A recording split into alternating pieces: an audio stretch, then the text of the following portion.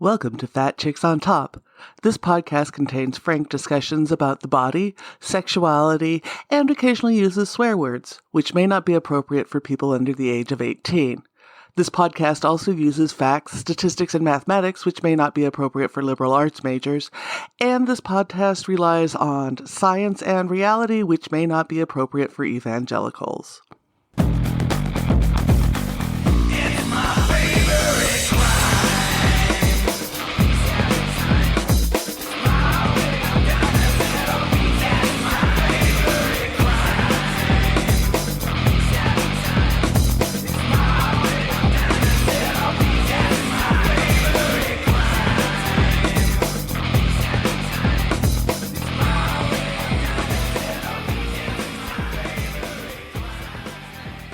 Welcome to the show. This is your host, Auntie Vice, and this is Fat Chicks on Top. We are here today with Nika Cherrelle. She is an amazing podcaster and does the ItCast. I was on the ItCast with her and we had a fantastic conversation. She's also had a number of the guests that have been on my show, on her show. So if you haven't heard it, go check it out. She's on YouTube and all the platforms, and hers is visual. So you get more than just you get with me. She is also a toy maker, a sculptor, a fine artist, and a life empowerment coach. Welcome to the show. Hello. Oh my gosh. I love it. I love it. Thank you so much. I'm so happy to be here. And I love the work you do. Thank you. Yeah, we this is a mutual fan club. Yeah.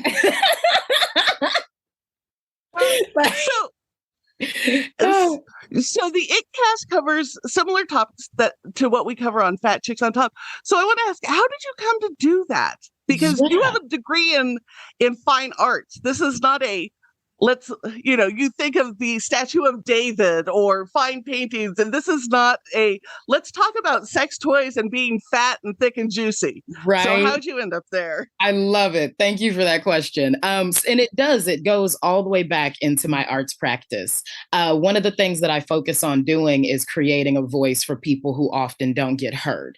And that lands at the intersections of so many things: race, class, gender, religion, so many things.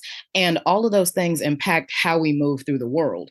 So if you've seen my early portfolio, or even just my visual sculptural work, there's a lot of like bold emotion and power and intensity. And it's like, what are we not talking about? What are we not saying? And how can we turn a lens on that? So, ha. I don't have a background in industrial design, nor do I have a background or a master's in social work. But I do like to talk and like create conversations about things.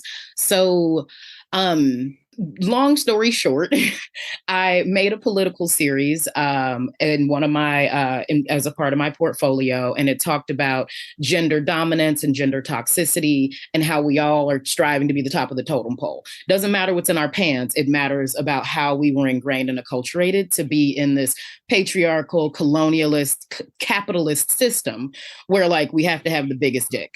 So I took that concept and I got some feedback from some friends, and they were like, will you make that functional? And I was like, well, what do you mean? And the sculptures are in the shape of a gun-handled dick. And so they're like, will you make it functional? And I'm like, huh? And they're like, will you make it fuckable? And that changed everything. Oh my God. So I set out on this project to create this art piece into something sexy and erotic and ergonomic. The function of it, like it's so enjoyable, and like it's soft and I don't know. It's silicone. It's medical grade silicone. So like it's not like, it's not hard or edgy. It's actually really quite delightful and inspires a lot of play and a lot of fun. That sparked a whole life inside of the world of sex and sexuality and those conversations and constructs. And several years after starting to design the toy, and having so many people ask me questions. It's what it was. It was like, well, what do you know about this? And what do you think about that? And how can I? And ooh, sex. And I'm like, well, let's just talk about it. Like, let's actually sit down and talk about it. So the podcast got its name in reference to the It cast, it being the things that we don't want to talk about, and then real talk on sex. And so like focusing our conversations there, like what is it that we don't want to talk about? And how does that relate to our health and sexuality and personal development? It's wonderful. It incorporates all of that into it. Before we delve in deeper, I want to ask, what you had to have a lot of unlearning, right? We're all raised in this society that's heteronormative, where with capitalism, where your productivity and able-bodiedness is what is valued, maleness is valued, whiteness is valued. How did you start unlearning that? Ooh, wow. First, I'm still in the process. And I think that it's a powerful journey that living in this world, it's important that we be a part of. It's okay if you're not. And also, like that's largely where we're striving to be as humans. I think, that fully embodied, like love for oneself. So unlearning. Oh, that's a tough one. I think unlearning comes with seeing. And it wasn't until I was in my full adult life, as I'm still growing in there, that I actually began to see in retrospect the experiences that I had growing up and like throughout my life. And it was really, really fascinating to see the boxes that I was born into. So like grew up in Kansas City, Missouri, in the Bible Belt, in a previously Confederate state. So like we're talking about a lot of racism, politics, segregation, the levels of colorism. Being a dark-skinned person, it's like I've got a whole specific slew of things to deal with. In addition to being a woman, being short, like being heavy set, because this is Fat Chicks on Top. So like I was always thick. It had like whatever exercise I did, however active I was, I'm a chunky person. I like it. I got curves. I'm voluptuous. Like these are things that I had to learn to embody and appreciate. So my descriptors, and it's taken a lot of healing for me to be able to actually say this out loud as an adult, as much as I threw it around as a kid. But my original descriptors were short, fat, black, and ugly. Mm. And I hear those now and I'm like, wow, that is a deep, deep pool of low self-esteem. And it was ingrained into me. I wasn't tall enough. I was never going to be thin enough to find love. I was too dark for everything. And being dark made you ugly. Like, oh yeah, you're just ugly by default. and being fat made you ugly by default. All these non-normative things. And, being able to acknowledge that and then own it and feel it. It wasn't until, oh my God, December. Like real recent. Yep. I was at home visiting my family, and I walked past a mirror, and I like caught a glimpse of myself, and I was like, oh, I'm voluptuous. And then I like smiled and kicked and like just kept on walking. And my mom, she sees this whole thing going down and she's like, really? And I was like, yes. And like, I had gotten so much of the context of that conversation from other people's internalized shame around their body and their weight and what they've gone through. And it wasn't even mine to own. So when I put it down, it was like, damn, like I'm attractive, I'm voluptuous. Like who doesn't love pillows on a bed? Right. So like some real recent shit. And yeah, I mean, I could go on.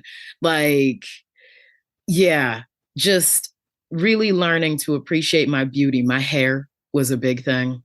a really big thing. As someone who has 4C hair, which is the curliest curl pattern, or curliest, a very tight curl pattern.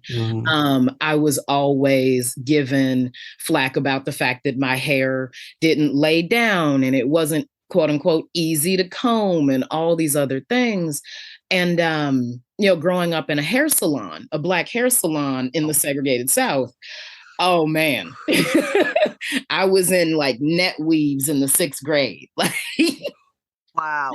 And I hated it. I hated every minute of it. I'm gender nonconforming, non-binary. I go by they, them. And it took a lot, like in my childhood, to see and feel how disconnected that was. And it just wasn't me. So I went through a lot of phases. I shouldn't call them phases, actually. That's a terrible phrase. I went through a lot of experiences with my natural hair and like growing into that. Someone referred to it as a phase when I was in high school, and I was like, this is not she was like, oh yeah, like a fad, like in the 70s. And I was like, no, like this is a whole liberation and realm of ownership. And I'm still working with that and like healing and feeling and learning some things. And funny enough, I keep my head shaved now, which lets you know where I am on that journey. And also like it is quite beautiful. It's quite beautiful. Oof. Okay, tiny share. There's this conversation around not touching a Black woman's hair. And there are so many layers to what that conversation means, looks like, so forth and so on. But the truth of the matter is, don't pet me. I'm not an animal. Thank you. Do not fucking pet me. Like, and so now I realize I'm like, I do not care for people to touch my hair by any standard, by any means, but I love the feeling of having my scalp rubbed. Like, like my favorite. So like that is a motivator to keep my head shaved, because that is one of the most sensual experiences I can have with people. And I love it. I love it. Oh, and the feeling of the shaved head. My partner has a fade and he keeps it real close. And that, oh, it feels so good in your fingers. Yes, a win on both sides. Yeah, that hair conversation goes deep. We had Alex Yard on the show, who writes for the Good Men Project. And when our latest justice took the bench, he's like, can somebody tell Amy Coney Barrett, like, don't touch her hair? Like, Justice Karen, please do it, reach over it. And I'm like, it hurt deep, because you know that's a thing. Like, somebody had to pull her aside and say, hey, Karen, come here. Nope. Oh, it's so real. It's so real. And like, there's this conversation around the white gaze, and it's the idea. And honestly, like the conversation underneath it is, just by your presence of looking at something changes the nature of what it is. So that's a universal construct. And in the realm of the white gaze, there's a particular cultural energetic conversation that's present there. And it's true. It's like almost like a you should know better. But also the way that it feels over here is like the level of consciousness, like sticking out like a sore thumb.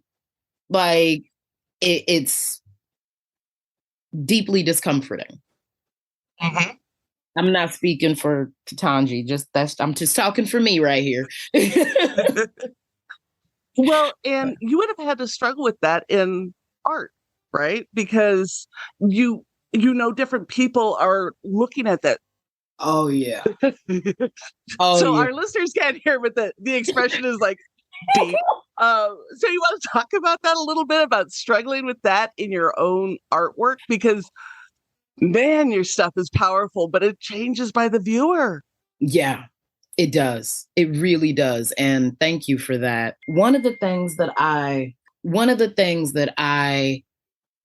have said every time that I've spoke about myself as an artist is that I am a classically trained fine art sculptor. And those words are so powerful, Like, not only do they mean a lot of things, but in the realm of art and conversations on art, historically, you don't see a lot of people of color being considered fine artists. Mm-mm. And when you look at that work, it's like, well, why is it that art made by white people is called fine art and art made by people of color is called folk art? Like, this is a whole historic conversation. And so being a fine artist and not owning that, like, not even saying owning, like, you know, we all get to Right. live and exist how we do. And also, I know some incredibly skilled, incredibly talented, like, would blow your fucking mind artists that don't get the recognition, and like their work gets sold on the side of the road for like $40 a pop because people are not valuing and appreciating it. So in that realm, I have access to conversations that a number of people don't have access to or can't express. And it is given who I feel I am, it is my position and, you know, even my podium to say the things that aren't being articulated for everyone. I talk about this piece a lot, but I don't think I've actually shared about it on any particular media outlet. But I have this piece that I did for my thesis exhibition, and the title of the piece is called Fruit of the Womb. It is an image of a Black slave woman. And historically, one of the narratives is that to break the spirit of your slaves, like inflicting extreme amounts of violence is like what breaks the human spirit. And so in this narrative, they took a pregnant slave woman, they hung her upside down by her feet, they cut her open and then crushed the fetus. And I heard that and that story, and I was like, that's a lot there, especially given, like, you know, the whole aspect of womanhood and being fruitful and life coming through the uterine vein. And like, you know, these things, Mm-hmm. there's value in that. And so fruit, the things we consume. So I took the piece and this is great. Fruit of the loom. We're just going to stick that one in there. Fruit of the womb. And basically the belly is open and it is a serving dish. There was a lot of conversations around fine art and functional art, so I fucked with that too. And so she's holding her belly out, it's cut open, and it's a serving dish. And in my thesis exhibit, there was this conversation that people only go to the art shows for the food. So I was like, great. Well, let's disrupt that conversation. So this was the serving piece, the centerpiece in the middle of the snack table. And inside of it, I put a whole roast chicken and I lined it with ribs. And then I stuck a knife right in the center of it and walked away.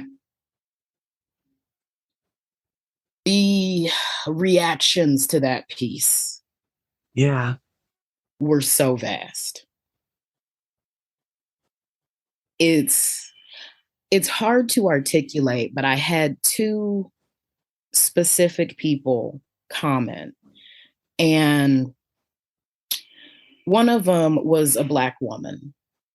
She came up to me and she said, wow, thank you so much for doing that. I can't eat from that piece.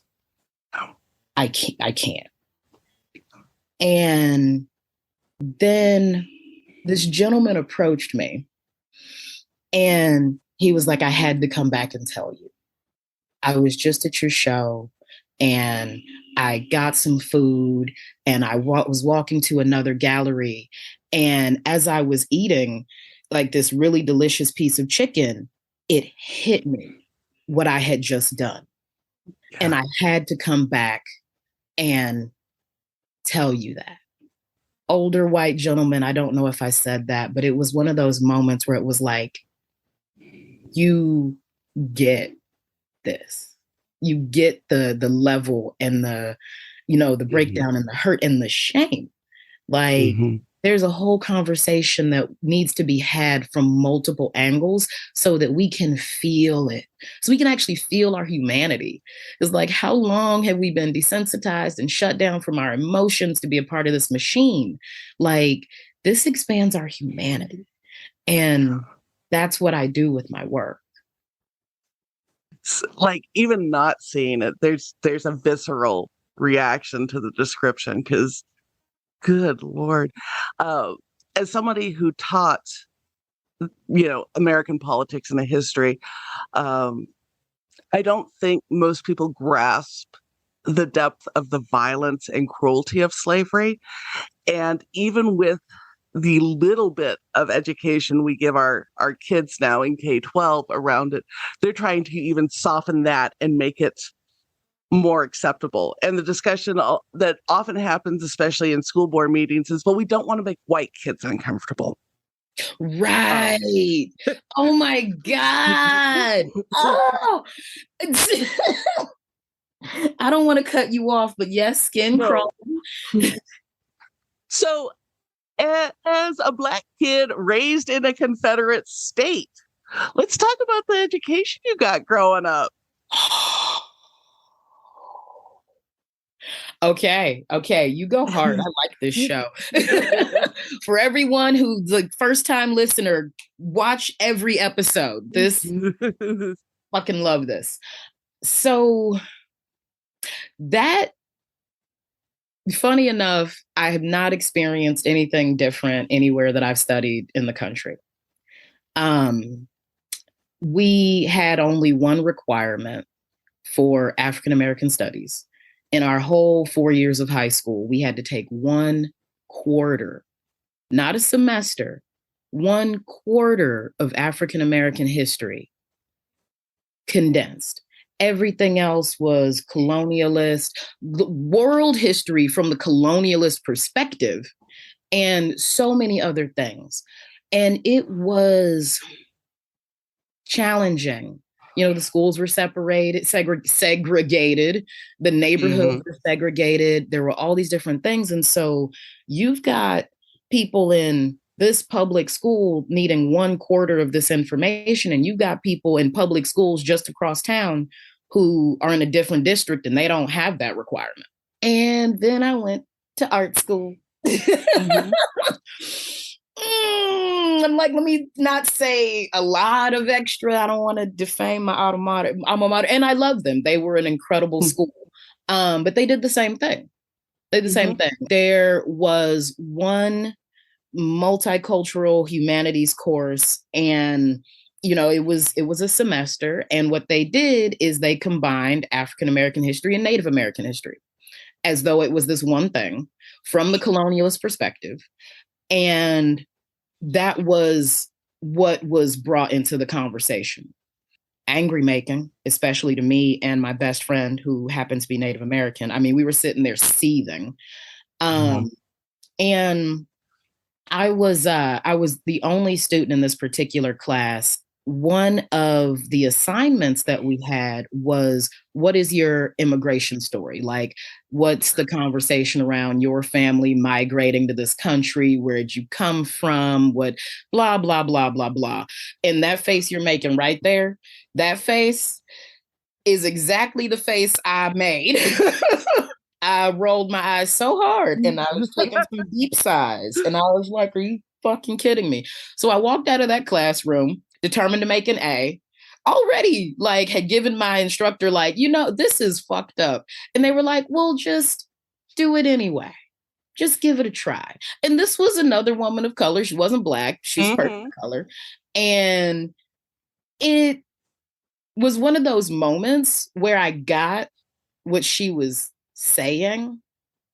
And also, this was another one of those moments where I had to be the scapegoat and the teacher and the person who is representing Black people and our history. So I went back a few generations and, names changed, people got sold. There's so much to that history that has been lost and specifically erased. And oh yeah, let's not offend white people. We don't want to do that ever. It kills me because it's like nobody else in the class matters. Like, so nobody. Let's not ask the native kids or the Black kids about erasing their entire history and how that makes them feel. Right. And I think that gets lost. How does learning about that history and unlearning the colonial narrative, right, where it's just big, strong people settling and making the world a better place? And, like, I think once you start to unlearn it, it's just everything. You're just like, oh my God, it's everywhere and it's oppressive and it's enraging. It is. I mean, it's sickening and it's frustrating. There's this itty bitty small things as you were describing that. And I was like, oh yeah, look at our ships. And, like there's this imagery. I was looking at this silhouette of this old ship with the bows and pirates and whatever the hell. And I'm like, slave ships? Like we look at this image and we're like, oh, it's so pretty. And it's like, what was actually happening? What cargo was being moved from where to where? Like, there's a whole narrative. And yet, like, I'm looking at this painting of like a ship in the Northern Lights, and it's like, oh, and I'm like, And it's little things like that that pop up, and people are like, well, why are you so angry about it? And I'm like, why don't you fucking get it? Right. And so, like you said, we talk about microaggressions now, and we talk about so many other things. I remember being in college, and one of the other students, one of the student photographers going around, like, oh, I'm taking pictures for the college. You mind if I get one of you? And I was like, sure, no problem. And so we took a few photos. And then the next day, a photo of me ended up front and center on the website. I was like one of 5 Black people that year. And, there was part of it where it was an honor. I had gotten the largest scholarship out of anyone who had attended that school thus far. Like, I'm a badass artist. Like, there's reasons for me to be in that position. And one of my classmates turns to me and says, they only did that because you're Black, right? I was like, I know, but you didn't have to say that shit. Like, extra fucked up. And those are the things that people don't acknowledge happen. Yeah. Like, those are the things that when we're talking about offending people, when we're talking about upsetting people, we don't acknowledge shit like that. Can I tell one more story? Please. So I did some work with this nonprofit and around diversity and allyship, and after Black lives actually started to matter to people other than Black, there was all of this, like, this upsurgence of how can we be inclusive and do these things now. And I was talking about their marketing, and I was like, you have absolutely no people of color in your marketing. And you're wondering why people of color aren't interested in your organization, why they're not showing up, why they're not donating, like all these different things. And I'm like, well, where are you representing? Where are you acknowledging and honoring that, like, all these people need your services? And one of the main things, it was like the first thing that came up was, well, we don't want to offend our current donors. And I was like, what about pictures of people of color should be offensive? Like, why would that be offensive to your current donors? And it's the microaggressive thought pattern where it's like, you didn't like, you want to do this work, and actually you're mentally gatekeeping and perpetuating the bullshit, the stereotypes. Like, it's phenomenally amazing how ignorant people can be to their own prejudices. And that's another part of the unlearning. It is. As you've started to unlearn it, how has it changed the relationship with your body?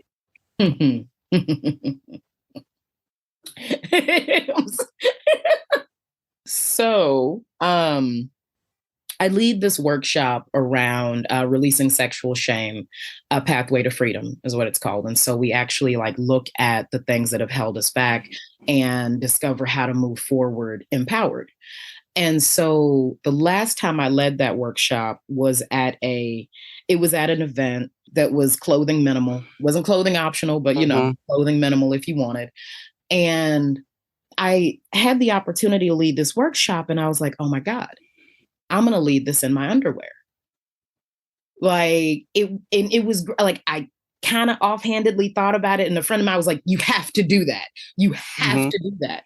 And when I thought it through, I'm like, when else am I going to get to have a conversation about shame damn near naked? Like, this isn't going to happen at a hotel conference room. Maybe, I guess we could try. But it was such a powerful opportunity. And I got up there and the first thing I said was, I sit here before you as a 4'11", 235-pound, dark-skinned woman. And as I shared that, I didn't make any meaning of it. Like, it wasn't tall or short. It wasn't fat or skinny. Like, it didn't mean anything. And then I continued with the workshop, and it was like, there was this empowered embodiment it was so beautiful. It was so beautiful for me to be able to stand in and own that. And at the end of the workshop, several people were like, oh my God, thank you for doing that, because I feel insecure about my body. And it was so amazing to watch you up there, like, beautifully expressing this. And it was all kinds of yummy. And I'd caught a glimpse of one of my friends who has a similar body shape to mine, which I had not noticed before, as she's a touch taller. And I think she was coming from the pool area. And I looked up and I was like, she's so gorgeous. And then I was like, I'm so gorgeous. And it was like the first time that I was able to like let these things resonate and be a part of who I am. Yeah. And you touch on something there that I think is really important, is when you can see the beauty in somebody who's similar to you, it makes it easier for you to accept your own beauty. And there was this amazing piece in the New York Times probably 2 months back about a Black woman. She's an artist, and I cannot remember the name. I'll put the link up when I put the show up. I'll go back and find it. But talking about being a heavyset Black woman who went to Greece and looked at all of the classical statues and what it meant for her own body. So when you were going through all your art training, because those are held up as like the Statue of David and the Venus de Milo, these are held up as the pinnacle of beauty. So, through art school, of course, you're going to be exposed to all of this. And how do you take that and then still come out in a place where you can say, I don't look anything like that, and I am still amazing? Yes. That's kind of a tough question, because Black women, and particularly Black girls, are incredibly over-sexualized. And there's a lack of protection for Black girls. Like, that's really where it starts. It's like, oh, well, like, they're going to grow up to be sluts. And it's like, you're not letting them be kids. Yeah. Like, there's all these different layers to it. And so growing up, like, there wasn't necessarily the conversation of the white, like, thin archetype being attractive. Like, it was a Black girl's ass. Like, that's what it was. And I always had the insecurity that I never quite had enough to have a Black girl's ass. I was like, well, wait a minute. It's, all these stereotypes that get fallen into. But at the same time, like, it was it was naturally a part of me. Like when I make work, I tend to make work that's from my own head. Like occasionally I will, I'll sit with an image of something else and, make it. But typically the shit just comes from my head and I'm like, okay, into reality. And every time I do a piece like that, everyone looks at it and says, oh, it looks just like you. And I look at it and I'm like, no, it doesn't. But there is a subtlety when you're making art where like you look at yourself so many times a day. And so when I start to make a sculpture, I'm like, well, clearly cheekbones look like this. And clearly a nose looks like that. And like, this is, and it's so funny because it's in here and also it resonates no matter what is being created.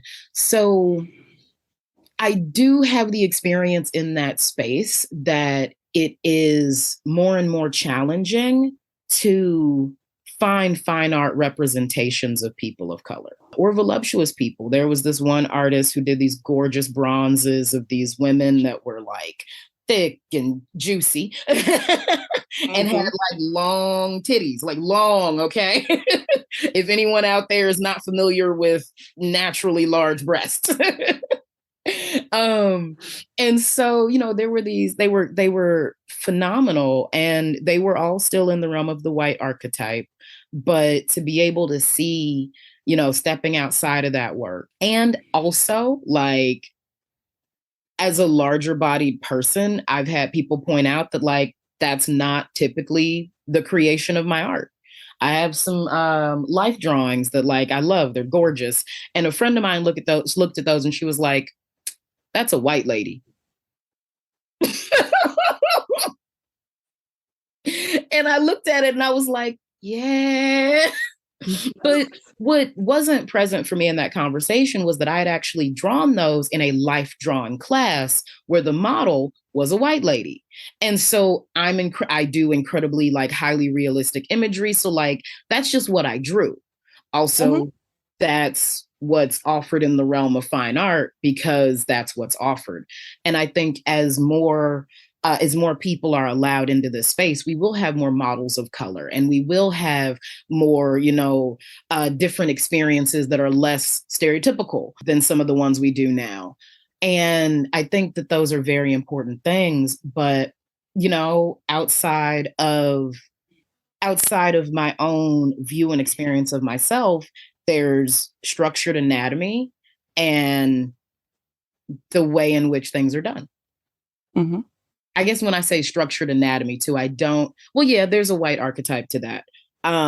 But when you learn anatomy books, you learn the thin and the muscular and the proportioned in a specific way, because this is how the body supposed to look and is. And so it's very easy to like just kind of put skin on those muscles, keep it pushing versus like flow and elegance. Which, yeah, it gets in there. I do that too. Well, and you bring that up, and it flashed. I've never seen a life drawing model with a missing limb. They're all visibly able-bodied, right? That's another part that's missing from this whole conversation. Yeah. When you say missing lip, like cleft palate, limb, like limb. Yes. Okay. Yeah. No, there's a lot that's left out of that conversation, and I don't even know if most people think about that when they go to a life drawing class. Is you have somebody able-bodied who can sit there for an hour, and model for an hour, And there are organizations that place models, and I thought about going and like applying to one of those because it's like to be able to provide this. And I've sat for drawings before, and it's totally like it can be quite fun. But I'm curious, and I have no experience in this whatsoever, so I'm not speaking to any particular organization or group. I am curious what the stipulations are for being included in like being a life drawing model. Because there's the line, actually, like that's the gate in which whether or not this happens in this world. And I'm just curious. Like, I know that that's no judgment, just curiosity. Yeah, no, now I have a whole bunch of questions I need to go find out. And if listeners have the answer, please drop it in the comments because I am fascinated about how you qualify for this. Because again, yeah, really fat people, people with visible disabilities. Like I've never seen a Down syndrome person in a Yeah. life model class. Yeah. I mean, yeah, no, it's yeah. Yeah. And it's fascinating that you say that because I have seen a lot of that inside the realm of photography. And there's a lot of catharsis in having your scars and wounds and, other things like documented in a way in which is beautiful and empowered and like ownership. And that's a beautiful narrative and a very specific conversation. And it also like it varies for the artist. It varies for the model. It's not a part of a system in which we are fed constructs. I could talk to you forever, but I'm trying to. Oh my God. We could just have an ongoing conversation. This is fantastic. I'm going to have you back on the show because there's so much we haven't even touched yet. I love that. That's a whole nother conversation we need to have. I've been working on it for a while is everybody else has ancestors. White people have relatives. Huh. We don't honor the ancestors. Huh. Like, and I think there's something there. I just haven't. But yeah, there's a whole conversation there of why everybody else has ancestors and we have relatives. Yeah. Yeah. That's. Yeah. We're going to do this a lot. we are. My ancestors brought me to you. Like, There we go. If our listeners want to find you, they want to find your artwork, they want to find the trigger happy toy, all the things, plug all the things. All the things. Yes. So you can find my fine art at marnikashelton.com. And all this is on my link tree. So I'm going to say the link and then you can find them in one tidy little place. But marnikashelton.com has all of my fine art sculpture work. You can see more there. And please definitely contact me if there's any way in which you want to interact in that realm. You can find my sex toy at triggerhappytoy.com. It's the Nikita sex toy. And please get it. It's super sexy. It comes in pink, purple, gold. We could talk about other colors if you like, but definitely check that out. Then the It Cast, like which one do I talk about first? So the It Cast, Real Talk on Sex, focuses on creating diversity in conversations on health and sexuality. So we're going out to the people, to the places who don't have the conversation or the resources to be empowered and to really move forward in their own lives so that they can even get to levels of pleasure that inside of the realm of sexuality, if they even go there, but to just be able to enjoy life. And I do offer one-on-one coaching, empowerment coaching in many different areas, whether you were looking for accountability processes or, it's like relationship conversations. Like I do a gamut of things. You can schedule on my Calendly, also through my link tree, if you want to book a free connection session where we can just talk about what you need and create a plan. Excellent. Thank you so much. All those links will be available to our listeners on the show notes. Thank you so much for being on, and we will definitely have you back. Yes.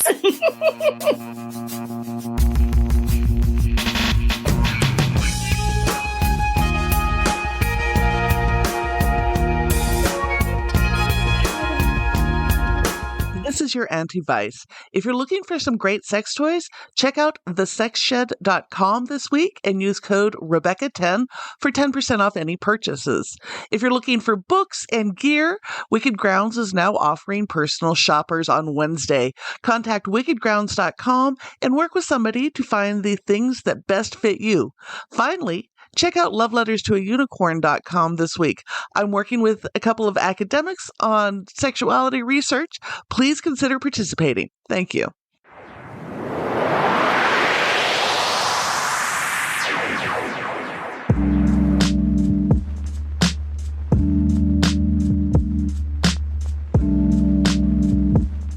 And now, a moment of gratitude.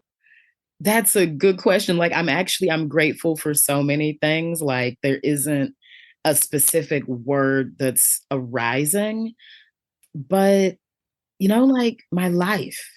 I I've been doing this work around honoring the ancestors, like really understanding what veneration means and like where I fall in that space. And one of the things that occurred for me is that if not for every single action that my ancestors took, I would not be who I am today.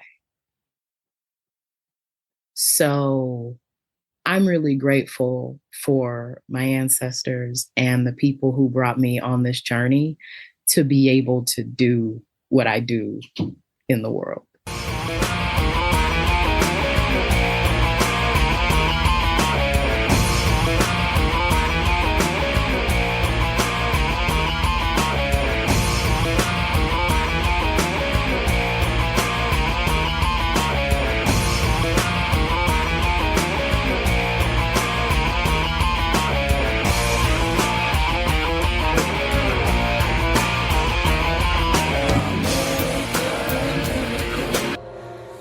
Texas of the world. Thank you for listening to this episode of Fat Chicks on Top. Please like, subscribe, and review our podcast on whatever platform you listen to it on. If we like your review, we may even read it online. This has been an Auntie Vice production. Producer and host, Rebecca Blanton. Audio production by Sharon Smith. Music by David Manga. And more music by Sharon Smith. For more information about Fat Chicks on Top, please visit our website for all things Fat Chicks at fatchicksontop.com.